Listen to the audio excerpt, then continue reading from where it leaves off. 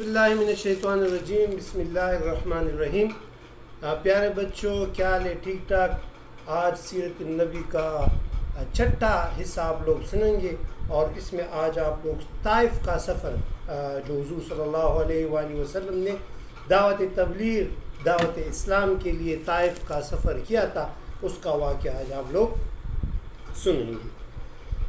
اچھا، یہ واقعہ 10 نبوی کو، یعنی نبوت کے 10ویں سال ماہ شوال میں حضور صلی اللہ علیہ وآلہ وسلم نے زید بن حارثہ کے ساتھ طائف کا سفر کیا۔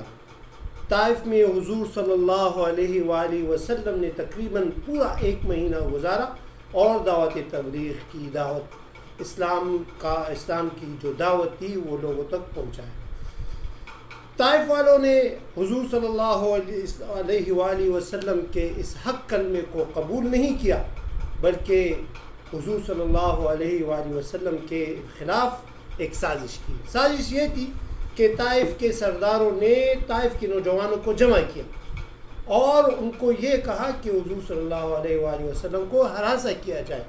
چنانچہ وہ نوجوان جمع ہوئے، ان لوگوں نے پتھر اکٹھے کیے اور حضور صلی اللہ علیہ وآلہ وسلم پر پتھر برسا۔ زید بن حارثہ وہ بار بار کوشش کرتا کہ حضور صلی اللہ علیہ وآلہ وسلم کو ہر ایک پتھر سے بچائے، لیکن زید بن حارثہ کا سر مبارک جو تھا وہ لہولہان ہوا اور حضور صلی اللہ علیہ وآلہ وسلم بھی زخمی ہوئے، اتنے زخمی ہوئے کہ آپ کے پاؤں ٹخنوں مبارک تک خون آیا۔ حضور صلی اللہ علیہ وآلہ وسلم نے پھر وہاں سے واپسی کا ارادہ فرمایا اور واپس مکہ آ گئے۔ اچھا، اس وقت حضور صلی اللہ علیہ وآلہ وسلم کی جو زوجہ حضرت خدیجہ رضی اللہ تعالیٰ عنہ وہ بھی وفات پا گئی تھی۔ حضرت خدیجہ رضی اللہ تعالیٰ عنہ کی وفات ہوئی تو اس کے بعد تقریباً 27 رجب 11 نبی کو حضور صلی اللہ علیہ وآلہ وسلم کے ساتھ ایک موزانہ سفر کا آغاز ہو رہا ہے۔ وہ سفر کس چیز کا تھا؟ وہ سفر معراج کا تھا۔ معراج کا واقعہ حضور صلی اللہ علیہ وآلہ وسلم کے معجزات میں سے ایک معجزہ ہے کہ 27 رجب حضور صلی اللہ علیہ وآلہ وسلم ایک لمبے سفر پر جا رہے ہیں۔ کہاں پر؟ حضرت جبریل علیہ السلام کے ساتھ براق پر بیٹھ کر وہ سب سے پہلے مسجد اقصیٰ کا سفر کرتے ہیں۔ حضور صلی اللہ علیہ وآلہ وسلم کو باقاعدہ خواب سے جگایا گیا، وہ نیند سے بیدار ہوئے اور جبرائیل علیہ السلام نے حضور صلی اللہ علیہ وآلہ وسلم کو براق پر بیٹھا کر مسجد اقصیٰ کا پہلے سفر کروایا۔ مسجد اقصیٰ جب آپ حضور صلی اللہ علیہ وآلہ وسلم پہنچے تو اللہ تعالیٰ نے اپنی شان کے مطابق تمام انبیاء کو مسجد اقصیٰ میں جمع کیا، اور تمام انبیاء جب جمع ہوئے تو حضرت جبریل علیہ السلام نے باقاعدہ اذان دی۔ اچھا، پھر امامت کا مسئلہ تھا، سب پیغمبر ایک دوسرے کو دیکھ رہے کہ کون امامت کے لیے آگے ہوگا، تو حضرت جبریل علیہ السلام نے حضور صلی اللہ علیہ وآلہ وسلم کو اپنے دست مبارک سے پکڑا اور امامت کے لیے آگے کیے۔ اس لیے حضور صلی اللہ علیہ وآلہ وسلم کو امام الانبیاء بھی کہا جاتا ہے یا کہتے ہیں۔ اچھا، اس کے بعد کا سفر جو تھا وہ معراج کا تھا، اس میں براق نہیں تھا۔ اچھا، معراج کہتے ہیں زینے کو، جس طرح آج کل کے دور میں، جدید دور میں آپ لوگ دیکھتے ہو نا کہ لیفٹ کے ذریعے بندہ اوپر چلا جاتا ہے۔ اچھا، تو معراج کا واقعہ اس طرح تھا کہ یہ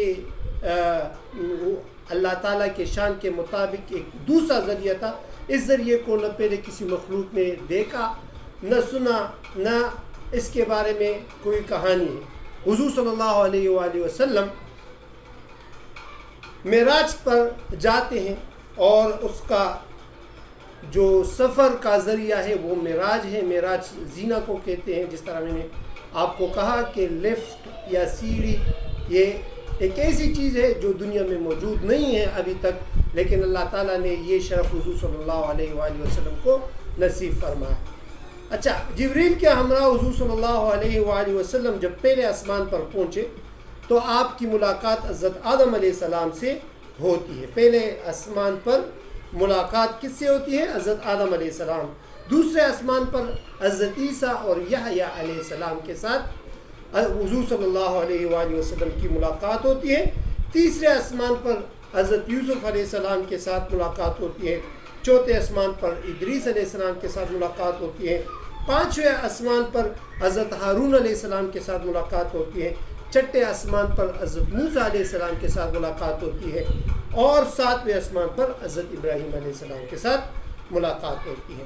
ان تمام پیغمبروں کے ساتھ حضور صلی اللہ علیہ وآلہ وسلم کا مکالمہ ہوا ہے، جو مختلف علماء نے اس کی تشریح بیان کی ہے.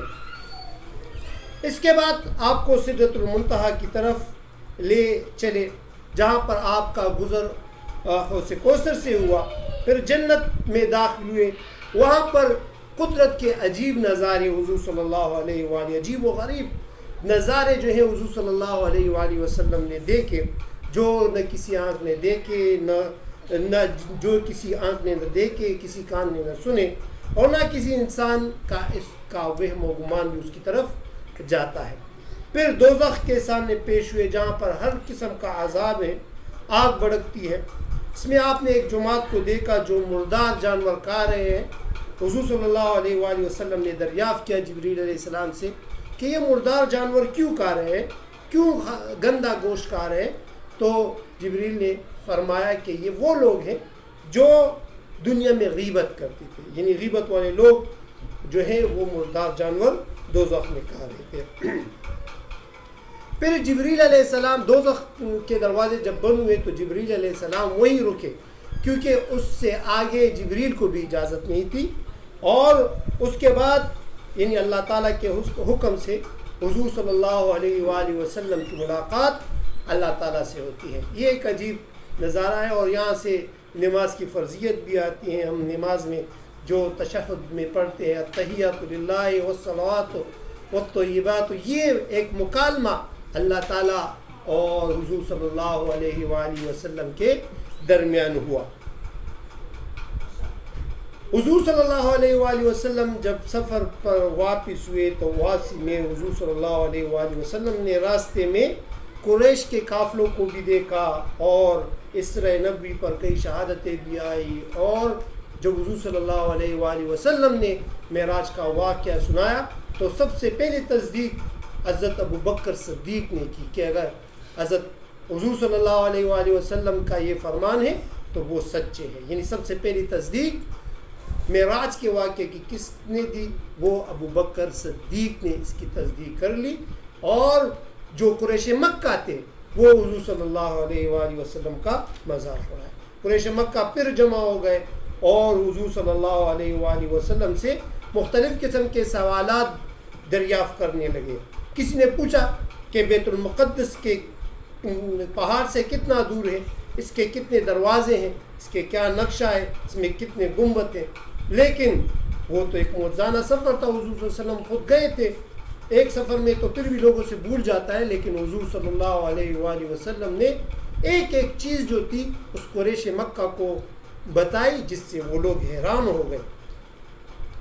کفار نے پھر یہ پوچھا کہ اچھا ہمارا کون سا قافلہ آپ نے راستے میں دیکھا؟ تو حضور صلی اللہ علیہ وآلہ وسلم نے قریشی قبیلہ کا ایک قافلہ جو مقام روحہ پر تھا اس کا تذکرہ کیا، اور بتایا کہ اس قافلے سے ایک اونٹ گم ہو گیا تھا اور وہاں پر میں نے پانی بھی پیا تھا. جب وہ قافلہ واپس آیا اور اس کو رداد سنائی تو وہ لوگ بھی حیران رہ گئے، اور غائبانہ سلام بھی ان لوگوں پر حضور صلی اللہ علیہ وآلہ وسلم نے اس قافلے پر کیا تھا، جو سلام ان لوگوں نے محسوس کیا تھا کہ کسی نے ہمیں آواز دی.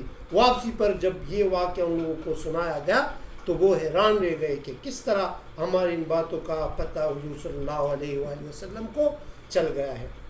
تو یہ شب معراج کا واقعہ تھا. اس میں کافی جو ہیں یعنی آسمانوں پر کیا ہوا، جنت میں کن انبیاء سے ملے، اس کے ساتھ جو بات چیت تھی، اس کی تفصیل جو ہے وہ مختلف علماء نے اپنے تقاریر میں کرائی ہے.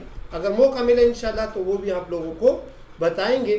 لیکن شب معراج کے بعد مسلمانوں کی تعدادوں میں مزید اضافہ ہو گیا، اور جو حضور صلی اللہ علیہ وآلہ وسلم کے قریبی ساتھی حضرت ابو بکر صدیق تھے. اس نے اس کی صداقت بھی دی جس کی وجہ سے اس کو حضرت ابو بکر صدیق کا لقب بھی یعنی اس میں ایک شہرت آئی اور وہ مشہور بھی ہوئے. تو انشاءاللہ اس کے بعد جو ہے پھر مدینہ کا سفر ہے وہ آپ لوگ اگلے ویڈیو میں سنیں گے. اس معراج کے واقعے کا پشتو ورژن آپ لوگ القاری دوست محمد صاحب سے سنیں گے, وہ آپ کو پشتو میں بیان کریں گے. تب تک کے لیے اجازت دیجیے. اللہ حافظ.